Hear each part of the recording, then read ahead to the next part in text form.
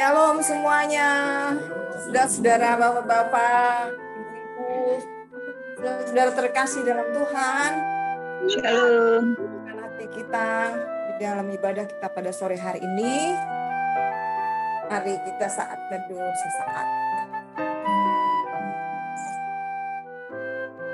Terima kasih Bapa. Kami datang kepadamu. Inilah keberadaan kami Tuhan, layakkanlah kami Bapa. Kami tahu Kau Maha Kudus yang menghampirimu Tuhan segala kebenaran. Maafkan segala kekurangan kami dalam sikap perkataan, pikiran, perbuatan, agar ibadah ini menyenangkan hati. Mari saudara-saudaraku, Bapak dan Ibu. Dan ini adalah momen yang sangat berharga. Kita bersama dengan Tuhan. Menikmati kasih kekuatan dan firman. Dan kebersamaan saudara-saudara. Mulia sembah Raja. Mari kita.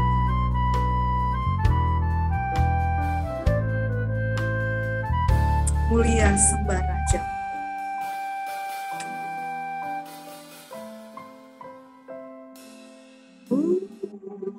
Mulia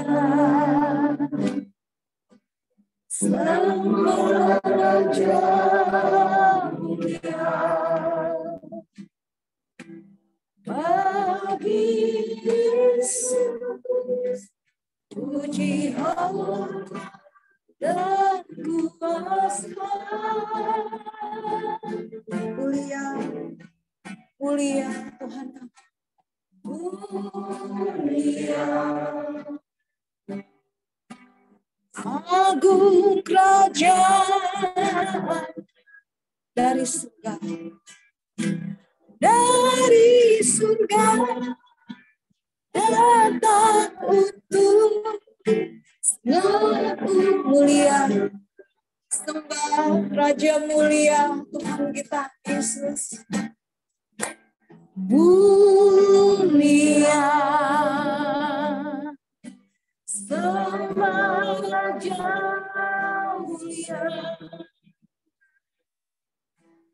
bagi Yesus, puji hormat dan kuasa.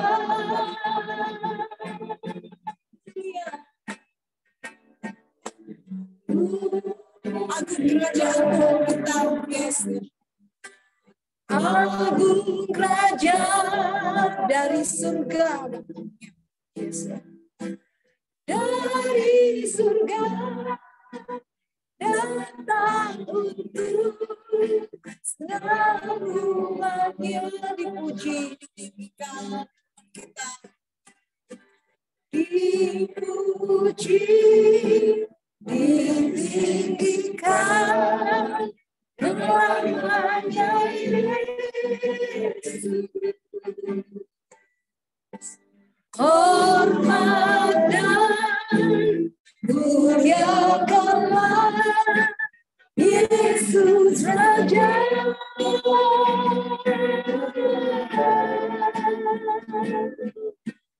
Mulia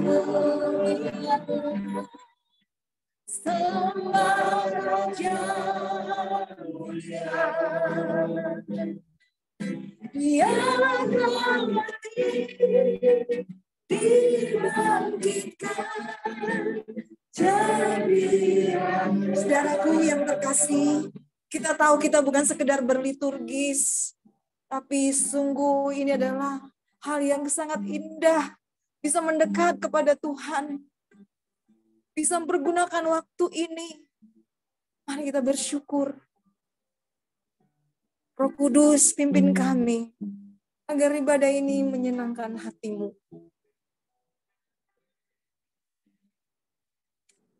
Sungguh Tuhan, kami merindukan agar kiranya Roh Kudus-Mu selalu memegang tangan kami, supaya kami bisa berjalan bersama dengan Tuhan. Karena kami sadari tanpa Tuhan kami tidak bisa melewati hari-hari hidup kami. Tapi jika bersama dengan Tuhan, kami mampu melewati kehidupan ini ya Tuhan. Apapun yang menjadi masalah persoalan kami akan terus mampu melewatinya jika Tuhan bersama dengan kami. Untuk itu peganglah tangan kami terus Tuhan. Jangan lepaskan tangan kami ya Bapa, supaya kami mampu melewati semuanya ya Tuhan. Dan biarlah juga Engkau terus mengubah hati dan pikiran kami, mengubah paradigma kami, mengubah pikiran kami, supaya hari demi hari kami semakin berkenan di hadapan-Mu. Terima kasih Bapa, sebentar kami mendengarkan kebenaran firman-Mu. Kiranya Tuhan Engkau mengurapi kami semuanya, sehingga apa yang kami dengarkan pada sore hari ini, kami diberkati oleh Tuhan. Terima kasih Bapa, kami siap mendengarkannya. Di dalam nama Tuhan Yesus, kami siap mendengar kebenaran-Mu. Haleluya. Amin. Selamat sore Bapak Ibu, Oma Opa, dan juga yang ada di rumah. Baik, kita akan belajar kebenaran firman Tuhan pada sore hari ini. Di mana sore hari ini saya mengambil tema meraih hidup yang berkenan di hadapan Tuhan. Meraih hidup yang berkenan di hadapan Tuhan. Kenapa saya mengambil tema ini? Karena tanpa keberkenanan kita tidak akan bisa mampu untuk masuk ke dalam kerajaan Allah. Dan keberkenanan itu harus kita raih. Keberkenanan itu tidak datangnya dengan secara tiba-tiba. Jadi keberkenanan itu harus kita raih dan itu harus kita perjuangkan. Jadi karena tanpa keberkenanan di hadapan Allah, kita nggak akan bisa kelak bersama dengan Tuhan. Nah, hal ini saya ambil dari firman Tuhan 2 Korintus 4 ayatnya yang ke-7 sampai ayatnya yang ke-9. 2 Korintus 4 ayatnya ke-7 sampai ayatnya yang ke-9. Saya bacakan ya Bapak Ibu Opa Oma. Tetapi harta ini kami punyai dalam bejana tanah liat, supaya nyata bahwa kekuatan yang melimpah-limpah itu berasal dari Allah, bukan dari diri kami. Dalam segala hal kami ditindas, namun tidak terjepit. Kami habis akal, namun tidak putus asa. Kami dianiaya, namun tidak ditinggalkan sendirian. Kami dihempas, namun tidak binasa. Ibu-ibu dan bapak-bapak dan juga opa-oma yang dikasihi Tuhan. Kalau kita lihat di sini, di 2 Korintus 4 ini, di sini kan judulnya harta rohani dalam bejana tanah. Nah, mungkin kita bertanya-tanya apa sih arti harta rohani dalam bejana tanah itu? Nah, harta rohani itu adalah tentang kemuliaan Allah. Kemuliaan Allah atau Tuhan, di mana menyatakan kemuliaannya yang besar di dalam kehidupan kita. Itulah harta rohani kita. Itulah harta rohani. Nah, bejana tanah ini berbicara tentang hati kita. Jadi bejana tanah itu berbicara tentang hati kita. Nah, bejana tanah itu kan adalah tanah liat yang dibentuk. Jadi hati kita yang dibentuk. Maka harta rohani itu adalah kemuliaan Allah yang ada di dalam hati kita. Kemuliaan Allah yang ada di dalam hati kita. Jadi harta rohani dalam bejana tanah itu adalah kemuliaan Allah yang ada di dalam hati kita. Nah, sering kita mendengar bahwa orang percaya sering berkata sebagai tanah liat, ya kan? Orang percaya itu adalah sebagai tanah liat. Oh, saya sebagai tanah liat. Ya, karena sebagai tanah liat yang sering dibentuk. Nah, kalau dibilang penjunan, ada sang penjunan. Sang penjunannya itu siapa? Sang penjunannya itu adalah Tuhan Allah sendiri. Itu sang penjunan. Nah, jadi sebutan bejana membuat pemahaman kepada kita bahwa kita adalah makhluk yang rapuh. Jadi kita ini adalah makhluk yang rapuh.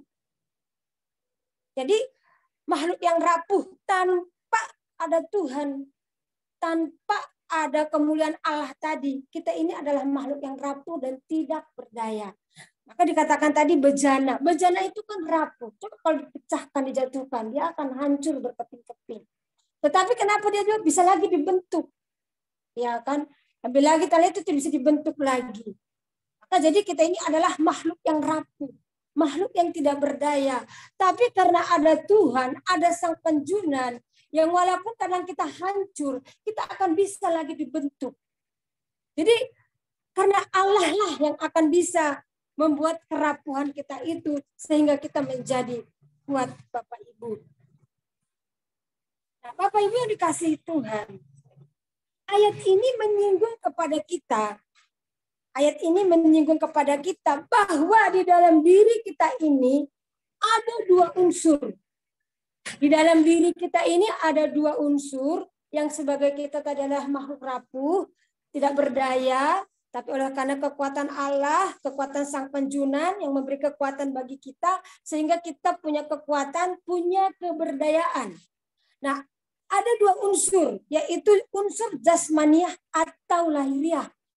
Jadi kita punya ada unsur namanya jasmaniah atau lahiriah, dan unsur jasmaniah atau lahiriah, ada juga unsur rohani dan batiniah. Jadi ada unsur batiniah dan rohani. Nah, manusia lahiriah kita ini semakin merosot. Coba Bapak Ibu, coba lihat dirinya. Kira-kira merosot gak? Merosot kan? Merosot. Dulu ada nggak uban di kepala kita? Ada. Dulu ada nggak kerutan di muka kita? Nah, nggak mungkin orang 70 tahun itu sama wajahnya dengan umur yang 17 tahun. Pasti berbeda. Ya kan? Itulah kemerosotan kita. Jadi manusia lahiriah kita ini pasti merosot. Ya kan? Manusia lahiriah kita ini merosot dan semakin berkurang. Kurangnya apa? Kurang tenaga. Ya kan? Berkurang tenaga, berkurang hawa nafsu makan. Kalau dulu kan kalau kita muda, tenaga kita masih kuat ya. Lagi kayak Pak Sektori dulu, tentara, wah, kuat sekali. Ya kan, bawa beban pun kuat. Tapi sekarang coba ibu-ibu dikasih suruh bawa beban, bisa nggak dibawa lagi? Ya bisa, karena sudah berkurang tenaganya, sudah berkurang dayanya. Kemudian juga berkurang nafsu makannya. Ya kan? Berkurang nggak kira-kira nafsu makannya Bapak Ibu? Yang udah umur 70 tahun ini. Pasti berkurang ya kan. Kalau dulu kita makan 2 piring itu hajar terus ya kan. Jadi kalau kita orang Batak ini ya, daun singkong sama ikan teri sambal, wah jangan ditanya, ya kan bisa 3 piring kita makan. Tapi kalau sekarang umur 70 tahun, biarpun ada daun singkong, ada ini, pasti nafsunya udah berkurang. Yang nggak beda dengan kita dulu masih muda, pasti berkurang. Pasti berkurang itu nafsu makannya. Nggak pernah saya itu melihat orang yang umur 70 tahun, makannya itu banyak. Pasti makannya itu setengah piring. Nah, itu karena apa? Memang daya makan kita itu pasti berkurang. Kemudian apa lagi yang berkurang, ibu-ibu? Daya pikir, daya ingat kita juga berkurang. Ya enggak? Kadang kacamata taruh di meja, pasti lupa. Karena kacamata saya ya. Bahkan ketinggalan, ya kan? Pergi ketinggalan. Semua udah lupa. Dulu kalau kita, misalnya ada uang 5.000, kita selipin di mana? Pasti ingat. Ya enggak? Wih, dulu uangku ada 5.000, saya taruh di atas lemari. Kita cari-cari, pasti ingat. Sekarang pasti berceceran uang kita. Iya kan? Kadang-kadang cucu-cucu mungkin dapat ya kan. Kalau dulu, lo yang kamu ngambil uang saya, ini sana 5.000, ingat. Tapi kalau sekarang, jangankan 5.000, 100.000 pun kita udah nggak ingat lagi. Iya kan? Nggak ingat lagi. Malah kalau dapat cucu, diam-diam dimasukin kali ke kantongnya ya kan? Nggak ingat. Karena apa? Karena manusia lahirnya kita semakin merosot. Daya pikir kita ini sudah semakin merosot. ya kan? Sakit-sakitan, ya enggak? Kalau kita sering keluar malam pasti masuk angin, keduduk lama pasti sakit pinggang, ya enggak? Aduh, saya lama-lama begini, saya sakit. Kalau dulu masih muda, berjam-jam juga kita duduk nggak rasa sakit pinggang tuh, ya kan? Jalan, mana tahan lagi juga jalan lama. Banyak udah kekurangan kita, manusia lahiriah kita ini sudah semakin merosot. Itu harus kita terima, mau nggak mau harus terima, nggak bisa nggak. Jadi kita jangan sedih. Dulu aku bisa kuat loh kalau ini. Apalagi dulu kalau saya lomba lari, saya juara 1 itu. Wah, apalagi setelah aku main bola kaki, kata Pak Sektori. Saya itu dulu bisa menggolkan 5 kali ini. Sekarang jangankan menggiring bola lagi, menggolkan, giring bola sudah nggak bisa, ya kan? Nah, itulah manusia lahiriah kita ini memang semakin merosot. Nah, dulu mata kita jauh di sana pun bisa kita pandang. Sekarang kita alamat rumah kita ini di mana ya? Bingung ya, kadang-kadang bisa kita lewat rumahnya, ya enggak? Nah, lupa apa namanya, kayak ini, nggak tahu lagi di alamat rumahnya. Nah, itu semua itu sudah pasti kita alami. Maka dikatakan kita ini adalah usia lanjut, bukan usia muda lagi, usia lanjut. Nah, jadi inilah manusia lahiriah kita ini semakin merosot. Maka dikatakan di dalam 2 Korintus 5, itu kan dikatakan 2 Korintus 5 ayatnya yang ke-16, sebab itu kami tidak tawar hati, tetapi meskipun manusia lahiriah kami semakin merosot, namun manusia batinnya kami dibaharui dari sehari ke sehari. Itulah manusia lahiriah kita. Nah, kemudian manusia batiniah kita. Jangan sampai manusia lahiriah kita ini semakin naik di atas, manusia batiniah kita semakin ke bawah. Ya kan? Manusia lahiriah kita ini semakin di atas, manusia batiniah kita ke bawah. Nah, kalau kita udah usia lanjut, seharusnya manusia batiniah kita ini ada di posisi atas. Manusia lahiriah kita ini ada di posisi bawah. Karena ini banyak yang rawan loh. Seringkali kalau kita udah usia lanjut itu kadang usia-usia yang rawan. Iya kan? Usia-usia yang rawan. Maka hati-hati kita. Nah, di sini kita banyak kadang-kadang terpeleset. Karena banyak orang-orang yang sudah tua, dia nggak menerima ketuaannya. Dia nggak menerima keberadaannya. Dia nggak menerima kemerosotannya. Ada apa? Akhirnya dia menjadi bengis. Akhirnya dia menjadi emosional. Akhirnya dia menjadi galak. Galak sama cucu, galak sama anak, galak sama mantu. Nah, ini harus kita hati-hati. Kenapa? Karena jadi harusnya manusia batiniah kita ini ada di posisi atas, manusia lahiriah semakin menurun. Ya kan, kalau manusia lahiriah itu kan keinginan kita, ya kan, dihargai, itu kan manusia lahiriah, ingin dihormati. Oh, kalau mantu kita sedikit salah, kita marah-marah, kita maki-maki. Ada juga begitu mertua, ya kan? Atau cucu kita, jangan main di sini, rumahku jorok. Nah, ada juga, iya kan? Ini tadi rumah udah rapi, Oma bersihin, datang kamu jorok nih rumah. Nah, itu. Jadi maunya itu dia sendiri dalam rumah itu. Ada juga begitu, ya kan? Nah, ada ingin dihargai. Anaknya datang, mama udah makan, belum? Ada yang makan. Opung saya begitu. Opung saya, ya kan? Padahal aku dia tidak makan. Opung udah makan, belum? Nah, kita suruh makan lagi dia. Nah, nanti kita makan. Udah diajak, Opung ayo makan. Kalian enak ya makan, nggak ngajak saya. Padahal udah disuruh tadi makan. Nah, makanya di sini kita harus hati-hati di dalam usia kita yang semakin manusia lahiriah kita ini semakin merosot, hati-hati kita. Karena apa? Karena dosa itu adalah kemelesetan. Itu adalah kemelesetan. Maka disinilah tadi dikatakan bahwa seharusnya manusia batiniah kita ini semakin diperbaharui. Semakin bertambah usia atau semakin lanjut, semakin bertambah dewasa imannya.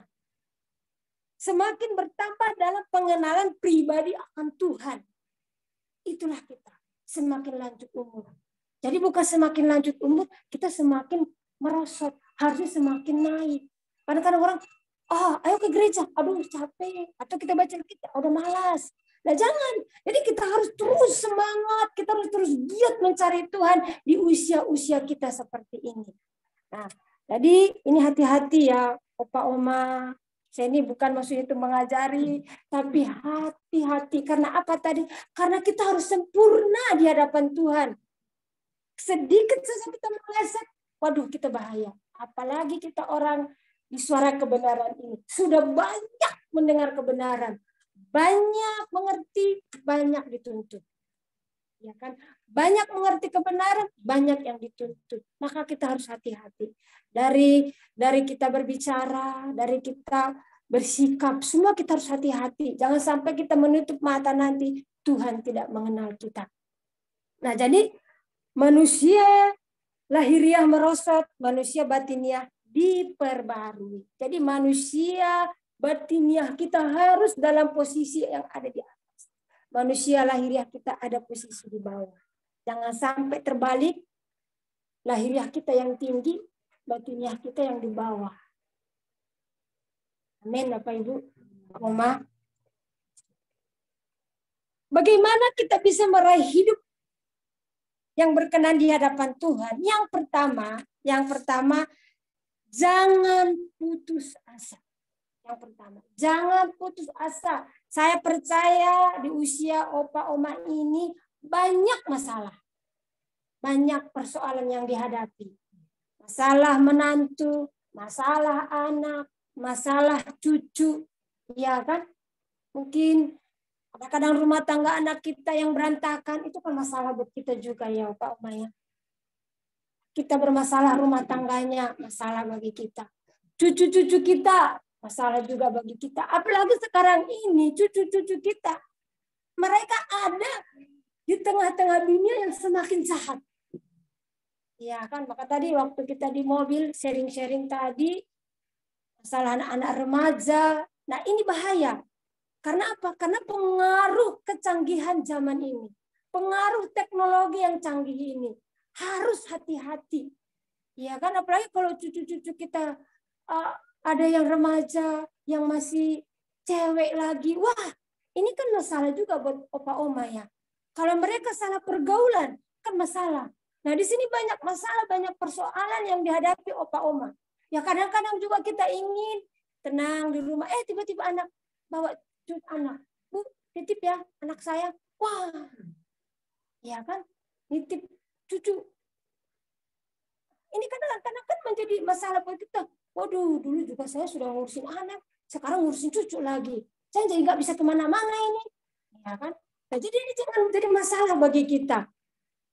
Jadi masalah apapun dalam hidup kita ini, sebesar apapun penderitaan kita, itu tidak sebanding dengan apa? Dengan kemuliaan yang Allah janjikan pada kita nanti. Dengan kemuliaan Allah yang ada pada kita nanti. Yaitu di dalam Roma 8 ayat 18. Kalau yang bisa baca, di Roma 8 ayat yang 18.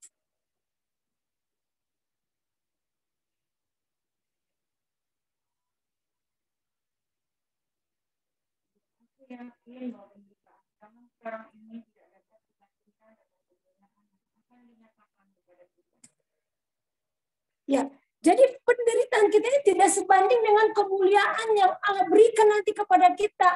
Maka jangan saya bilang, jangan masalah itu nanti membuat kita tidak bertumbuh manusia batiniah kita. Jangan persoalan-persoalan itu membuat kita berhenti untuk kita memperbaharui hidup kita ini. Jadi anggap kitalah menjadi masalah itu adalah cara Tuhan untuk terus membuat kita semakin melekat dengan Tuhan. Maka saya bilang tadi, usia seperti Opa Oma ini adalah rawan. Banyak masalah, banyak persoalan. Enggak mungkin dong kalau rumah tangga anak-anak kita bermasalah enggak kita pikirkan. Enggak mungkin ya kan, pasti kita pikirkan. Apalagi kalau dikatakan sudah anak kita mau bercerai lagi, hancur rumah tangganya, itu pasti terkuras pemikiran kita. Tetapi ingat pada sore hari ini, jangan masalah itu yang menjadi membuat manusia batiniah, lahiriah kita, batiniah kita ini tidak semakin diperbaharui. Jadi itu jangan putus asa. Dalam masalah persoalan apapun jangan putus asa. Karena apa tadi? Dalam setiap masalah persoalan kita, Tuhan pasti ikut campur tangan di situ. Dan juga firman Tuhan berkata bahwa pencobaan yang Opa Oma alami, yang Bapak Ibu alami, tidak akan melebihi kekuatan kita. Dia tidak akan memberikan masalah di luar kemampuan kita. Jadi jangan kita sampai putus asa. Saya udah deh malas nih cari Tuhan. Malas nih ke gereja. Saya rajin ke gereja, rajin ikut waski, rajin ikut usin, ikut PA, ikut apa lagi. Tapi kok masalahku semakin banyak ya? Kok rumah tangga anak-anakku tidak semakin baik ya? Kok malah jadi hancur ya? Karena mungkin bisa kita berpikir seperti itu, Opa Oma. Tapi jangan itu yang menjadi fokus hidup kita. Jangan itu yang menjadi terus membuat kita berhenti.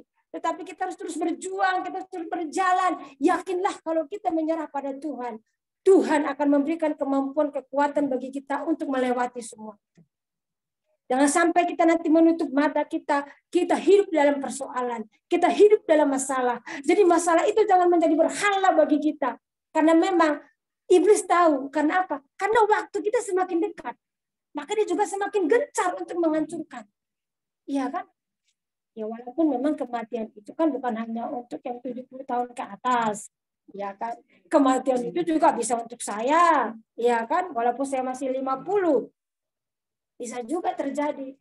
Tetapi firman Tuhan berkatakan umur manusia kan 70. Ya kan? Dan kalaupun lewat penderitaannya dialami. Banyak penyakit. Ya kan? Sakit apa? Asam urat lah. Apalagi tuh kolesterol lah. Apalagi lutut yang sakit lah, apalagi tuh rematik lah, hipertensi lah, ya kan banyak. Tapi jangan itu yang menjadi membuat kita berhenti. Jangan penyakit itu yang menjadi berhala bagi kita. Kita katakan Tuhan, pasti dalam masalah ini ada maksud rencana Tuhan bagi kita. Kita hanya angkat tangan sama Tuhan. Kita berdoa, kita bilang, aku tidak sanggup Tuhan, tapi aku percaya Engkau sanggup menyelesaikan masalah anak-anakku. Engkau sanggup menyelesaikan masalah rumah tangga anak-anakku. Kita angkat tangan di depan Tuhan. Dengan kita angkat tangan di depan Tuhan, Tuhan pasti turun tangan di tengah-tengah masalah keluarga-keluarga kita. Jangan sampai aku menutup mata Tuhan, keluarga anak-anakku hancur. Kita akan pinginnya ya Opa Oma. Saat menutup mata itu rumah tangga anak-anak kita baik-baik semua ya. Ya kan? Mereka baik semua, pas nanti kita ada di dalam peti, mereka ada berbaris di situ ya. Pingin ya, ada mantu, ada anak, ada cucu. Jangan sampai kita nanti di dalam peti, ada yang di sana lah, ada yang di sini lah, karena keluarga gitu loh. Nah, tapi ya, keyakinan kita pada Tuhan, kalau kita angkat tangan di hadapan Tuhan, Tuhan pasti turun tangan. Jadi jangan masalah itu membuat kita berhenti. Jangan kita putus asa. Tapi kita terus semangat di dalam Tuhan. Kita terus berjuang bahwa aku percaya Tuhan di balik masalah ini ada maksud dan rencana Tuhan dalam kehidupan keluarga saya. Nah, jadi inilah yang pertama, jangan putus asa. Supaya apa? Supaya kita bisa nanti di usia kita yang lanjut ini, kita bisa menghadap Tuhan dengan tenang. Di usia lanjut kita ini nanti kita menutup mata, ada Tuhan yang bersama dengan kita. Jadi jangan putus asa. Yang kedua, tetap mengucap syukur. Ya kan, memang kalau mengucap syukur itu dalam persoalan berat ya. Coba kalau dapat undian 1 miliar, wow, syukur. Ya kita ya kan, jangan ke 1 miliar, 500.000 aja kita dapat, senang banget, ya kan? Saya pun pernah gitu, ada uang 100.000, rupanya mungkin jatuh. Saya lagi nyapu, dapat syukur, puji Tuhan, gitu ya kan? Cuma 100.000 loh. Mungkin uang suami saya kali jatuh, dia udah pulang. Jadi pas saya nyapu, dapat 100.000, berkat ini, pulang dari situ aja, cukup 1.000. Lumayan teman mau belanja gitu ya, waduh, senang banget saya. Kata jujur, kenapa kok ini dapat duit 100.000? Cuma 100.000 aja udah senangnya minta ampun ya. Nah, tapi coba dalam persoalan kita bisa nggak bersyukur? Iya kan? Dalam masalah bisa nggak kita bersyukur seperti tadi? Wah, syukur, ya kan? Misalnya mantu kita kurang hormat, syukur, puji Tuhan, amin. Ya kan kita panggil, misalnya mantu kita dia nggak nyahut, aduh syukur deh puji Tuhan. Bisa nggak kita begitu? Pasti nggak bisa ya. Ya kan. Tapi harus belajar. Ya umpamanya harus kita belajar, Bapak Ibu. Ya kan. Memang mengucap syukur itu bukan gampang, tapi ini firman Tuhan. Mengucap syukurlah dalam segala hal. Bukan dikatakan kamu mengucap syukur kalau kamu mendapat kesenangan. Enggak, dalam kesulitan, di dalam kesenangan, kita harus mengucap syukur. Amin. Kenapa? Dalam ucapan syukur itu ada kekuatan yang diberi Tuhan bagi kita. Ada kekuatan yang diberi Tuhan bagi kita. Kita bilang, Tuhan aku bersyukur semua ini. Apapun keadaan anak-anakku, apapun keadaan mantu-mantuku, aku mengucap syukur Tuhan. Karena aku tahu di balik semua ini ada maksud Tuhan. Jadi mengucap syukurlah terus. Walaupun kadang-kadang sebelah saya bilang, dalam keadaan senang kan, cucuku naik kelas. Waduh, puji Tuhan. Tapi saat dia tinggal kelas, bisa nggak kita mengucap syukur? Ya enggak. Paling-paling kita marahin ya. Dasar lu bodoh, bego. Dasar tinggal kelas. Iya kan?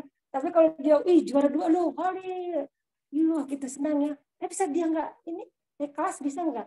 Kita mengucap syukur. Saya bisa ya. Ya udah syukur. Mungkin tahun depan kamu nanti naik kelas tuh, kamu belajar ya cucu, nah gitu kan. Dan kita loh, cucu, apa sih bego? Nah nggak bisa, ya kan. Nah, jadi kita harus mengucap syukur apapun. Saya pun juga masih belajar, walaupun saya ini katakan belajar, ya kan. Saat anak saya nilainya di bawah rata-rata, kadang-kadang ada juga, aduh ini kenapa nilainya 80 ini ya. Tapi kalau nilainya 100, haleluya puji Tuhan, jadi anak 100. Gitu sering. Tapi kadang, ada nilaiku 80, aduh, kok nilaimu 80 sih, nah gitu juga saya bilang, ya kan. Nah, berat juga. Ya kan. Jadi kalau 100, hebat ya, mantap, haleluya puji Tuhan, begitu 80 nilainya. Wah, kamu nggak belajar nih. Mau langsung kita merepet ya kan.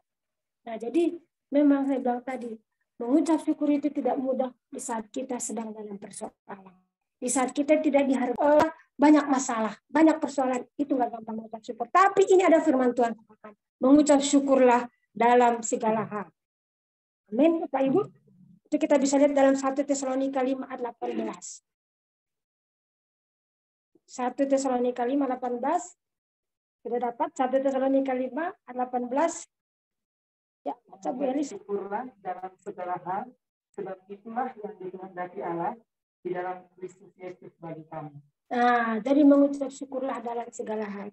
Jadi yang pertama tadi, jangan putus asa. Kemudian yang kedua, tetap mengucap syukur. Nah, yang ketiga nih paling berat juga. Membenahi hidup kita. Membenahi hidup kita. Kalau kita mau tadi meraih hidup yang berkenan, membenahi hidup kita. Nah, membenahi hidup kita ini adalah satu perjuangan. Dalam membenahi hidup kita ini kita harus punya pemahaman dulu begini, Bapak Ibu, Bapak Oma. Kita harus punya pemahaman bahwa hidup kita ini hanya sementara. Itu dulu punya pemahaman kita. Yang kemudian bahwa kita di dunia ada menumpang. Supaya apa? Supaya kita jangan merasa enak di dunia ini. Nah, kalau kita merasa nyaman, merasa enak, masih ingin lagi hidup panjang, itu kita tidak akan bisa membenahi diri kita. Tetapi kalau kita mau membenahi diri kita, kita harus berpikir bahwa kita hidup di dunia hanya sebagai penumpang. Coba kita baca itu di dalam 1 Petrus 1 ayat 17. Ada yang dapat 1 Petrus 1 17? Kamu menyebutnya berapa? Dia yang tanpa memandang muka menghakimi semua orang menurut perbuatannya. Maka hendaklah kamu hidup dalam ketakutan selama kamu menumpang di dunia ini. Nah, kita menumpang loh. Jadi bukan ini rumah abadi kita. Bukan ini tempat kita selama-lamanya. Kita menumpang. Jadi kita harus bebenah-benah. Seperti orang mau pindah rumah. Kalau kita pindah rumah kan bebenah-benah ya. Jadi misalnya pindahnya sebulan lagi, itu udah bebenah-benah itu. Jangankan sebulan. 3 bulan lagi kita udah bebenah-benah kan. Kita udah apa yang bisa kita pindahin. Nah, kita harus udah bebenah-benah. Kenapa? Karena kita itu tadi ngontrak. Ya kan? Jadi kita tadi ngontrak, terus kita pindah ke rumah kita sendiri, kita kan benar-benahi semua. Ya kan, barang-barang kita benar-benahi semua. Nah, kita pun di dunia ini adalah menumpang. Kita ini mengontrak di bumi ini. Rumah kita yang sesungguhnya ada nanti bersama dengan Tuhan Yesus. Nah, untuk itu kita harus benar-benar seperti bahasa yang ada di GSK ini kan berkemas-kemas. Ya kan? Kita harus berkemas-kemas. Kapanpun itu pindahnya. Yang penting kita harus berkemas-kemas. Berkemas-kemas. Supaya apa? Supaya nanti saat kita sudah dipindahkan, kita sudah rapi semua. Ya kan nanti saat rumah kita itu misalnya orang udah selesai masa kontrakannya, pindah. Nah, udah rapi semua. Usia indah, Mbak. Sudah selesai. Pulang. Kita harus sudah berkenan di hadapan Tuhan. Nah, untuk itu kita harus berkemas-kemas. Kita harus bebenah-benah diri. Jangan terlena dengan terpesona dengan dunia ini. Kenikmatan dunia ini. Emang dunia memang membuat orang pesona. Iya kan? Banyak kadang-kadang orang semakin tua, semakin semakin nggak mau meninggalkan dunia ini. Betah. Ya kan? Saya itu pernah gitu ya doain oma-oma. Saya bilang, oma mau pulang? Enggak. Kenapa? Nggak mau aja. Ada gitu nggak mau pulang. Ya kan? Jadi dia hidupnya yang begitu ya. Marahlah, inilah yang jelek. Jadi kan nggak dibenahi dirinya. Saya nggak mau katanya, nggak mau, saya belum mau mati katanya gitu. Nah, ada pembenahan hidup. Tapi kalau kita nggak betah dalam hidup ini, di dunia ini, waduh, kita pasti akan benar-benar. Saya juga udah benar-benar, baru umur 50 begini, saya udah benar-benar. Ya kan, saya udah benar-benar saya. Ya kita kan nggak tahu namanya kematiannya, bisa gempa bumi, bisa tsunami. Ya kan, emang ada yang bisa tahu hari esok? Nggak ada. Kalau kita nanti pulang tiba-tiba ada angin puting beliung, nah kayak kemarin katanya di mana itu ada angin puting beliung itu. Nggak ada yang tahu ya kan, maka kita benar-benar. Nah, bisa aja kan, tiba-tiba kita tidur enak ngorok gempa bumi, kita nggak bisa keluar. Ya, harus kita membenah. Kapanpun kita dipindahkan Tuhan, kapanpun Tuhan panggil kita, kapanpun hari datangnya Tuhan pada kita, kita sudah siap. Amin. Jangan kita bilang, aku masih betah hidup ini, aku masih betah di dunia ini. Jangan. Apalagi kalau udah 70 ke atas itu udah. Ya kan, cepat-cepat aja kita pindahkan hidup kita. Jadi, karena apa? Karena ada rumah kita nanti di sana. Ada tempat kita di sana nanti bersama dengan Bapa. Itu kita lihat di dalam Yohanes 14. Udah tahu nih Oma semua kan? Yohanes 14 ayat 1 sampai 3. Janganlah gelisah hatimu, percayalah kepada Allah, percayalah juga kepadaku. Di rumah Bapakku banyak tempat tinggal, jika tidak demikian tentu aku mengatakannya kepadamu, sebab aku pergi ke situ untuk menyediakan tempat bagimu. Nah, mau di sana kita? Berarti jangan betah ya. Sini banyak penderitaan, banyak masalah, banyak persoalan ya kan? Banyak masalahnya. Di sana di rumah Bapa banyak tempat nanti kita. Jadi untuk itu kita harus benahi diri kita. Kita harus benahi hidup kita. Kita katakan sama Tuhan, Tuhan yang mana lagi yang kurang ini Tuhan. Apalagi yang kurang dalam hidupku Tuhan. Umurku udah segini Tuhan. Umurku sudah 80 Tuhan. Aku sudah tidak betah lagi di dunia ini Tuhan. Aku mau pindahkan hatiku benar-benar kepada Tuhan. Jangan kita bilang gini, Tuhan, kalau boleh jangan mati dulu deh Tuhan. Aku masih mau di dunia ini. Aku masih mau ini. Ya walaupun memang kita bilang tadi mungkin Tuhan belum panggil kita. Tapi sudah memindahkan hidup kita ke sana. Sudah memindahkan hidup kita ke sana. Saya rasa khotbahnya Gembala Senior kita udah hebat ya. Mempersiapkan opa-oma untuk memasuki dunia akan datang. Amin enggak? Ya kan? Gembala Senior kita terus bilang, pindahkan. Tapi sudah dipindahkan belum? Ya kan? Masalahnya ini kan perjuangan ya. Ini adalah perjuangan bagi kita. Nah, jadi mau tidak mau kita harus paksa diri kita. Kita harus paksa diri kita. Jadi jangan kita merasa betah di dunia ini. Kita harus bisa merenungkan, menghayati, dan benar-benar menerima bahwa kita tidak boleh merasa betah di bumi. Untuk itu kita harus paksa diri kita memindahkan wilayah hidup kita kepada Tuhan. Harus paksa diri kita. Jangan sampai umur kita sudah lanjut ini, kita nggak ada perubahan-perubahan. Tetapi di lanjut umur kita ini sudah banyaklah kita berubah. Walaupun memang belum benar, tapi kita sudah mendekati. Iya kan? Jangan sampai kita ini semakin mencintai dunia, semakin hati kita jahat, semakin hati kita rusak. Jangan. Ya, kita harus terus membenahi hidup kita supaya saat kita nanti meninggal kita sudah berkenan di hadapan Tuhan. Tadi ada 3, jangan putus asa. Walaupun banyak masalah, persoalan, jangan putus asa. Pasti Tuhan akan memberikan kita semua kekuatan dan jalan keluarnya. Kemudian tetaplah mengucap syukur. Walaupun itu berat.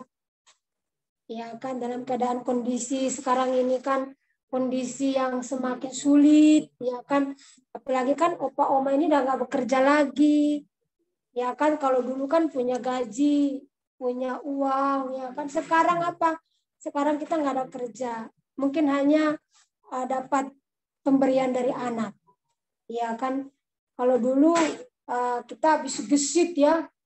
Apalagi kita ini nggak ada pensiun. Kalau kayak Sektori masih ada uang pensiun, ya kan? Nah, kita ini yang nggak ada pensiunan. Nah, nggak ada pensiunan, nggak ada pekerjaan, nggak ada penghasilan. Nah, coba. Kan itu masalah besar bagi kita, ya kan? Kita masih butuh hidup, bayar listrik, masih makan. Nah, kalau nggak kuat-kuat, kita bisa gagal, ya kan? Karena usia-usia begini kan kita nggak bekerja lagi, hanya apalagi nggak ada usaha, nggak ada ini. Hanya artinya mendapat belas kasihan anak, ya kan, pemberian anak. Nah, ini jangan putus asa kita. Ya walaupun mungkin seberapa yang dikasih itulah kita cukupkan. Kenapa tadi nafsu makan kita sudah berkurang. Ya kan? Nafsu makan sudah berkurang. Kalau boleh nafsu belanja pun sudah berkurang.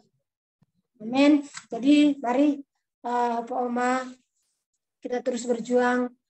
Ini nggak mudah memang, nggak mudah. Tetapi kalau kita mau terus memandang hati dan pikiran kita kepada Tuhan, Tuhan akan memampukan kita semuanya. Amin firman Tuhan. Kami mau meraih kehidupan yang berkenan di mata-Mu ya Tuhan. Kami tahu ini tidak mudah bagi kami. Di usia kami yang semakin lanjut ini ya Tuhan. Karena begitu banyak masalah persoalan di hadapan kami ya Bapak. Tapi peganglah tangan kami ya Tuhan. Jangan lepaskan ya Bapa. Karena kami tidak mampu berjalan sendiri. Kami tidak mampu menghadapi ini sendiri ya Tuhan. Tapi kami mampu jika ada Tuhan bersama dengan kami. Kami mampu melewati ini jika Tuhan memegang tangan kami. Kami tidak mau di usia lanjut kami ini hidup kami semakin sia-sia ya Bapa. Tapi kami mau di usia kami yang semakin lanjut ini, kami semakin diperbaharui di hari, semakin hari Tuhan. Sehingga kami semakin berkenan di mata-Mu. Sehingga Engkau akan berkata kepada kami, marilah anakku yang kukasihi. Kami ingin mendengar suara itu nanti saat kami menutup mata kami ya Bapa. Tuhan tolonglah kami. Jangan sampai nanti ada berkata, aku tidak mengenal kamu. Tapi kami ingin rindu kata-kata nanti bahwa Tuhan, hai anakku, marilah masuklah ke tempat perhentian. Dan aku sudah menyediakan bagimu. Itu yang menjadi kerinduan kami ya Pak. Itu yang menjadi kerinduan kami Tuhan. Untuk itu lepaskan kami di tengah-tengah dunia yang semakin jahat ini ya Tuhan. Pisahkan diri kami dari dunia ini Bapak. Karena iblis berusaha merusak hidup kami, menyeret kami, menggagalkan rencana Allah dalam diri kami. Tapi kami percaya jika Tuhan pegang terus tangan kami, kami akan mampu semua melewati ini. Kami akan mampu melewati ini semua. Seperti Rasul Paulus berkata, aku sudah menyelesaikannya dengan sampai di pada garis finish. Itulah yang menjadi perjuangan kami Tuhan. Terima kasih Bapa. Biarlah firman-Mu sore hari ini Kau terus materaikan dalam hati kami. Dan Engkau yang memperkaya dalam loh hati kami Tuhan.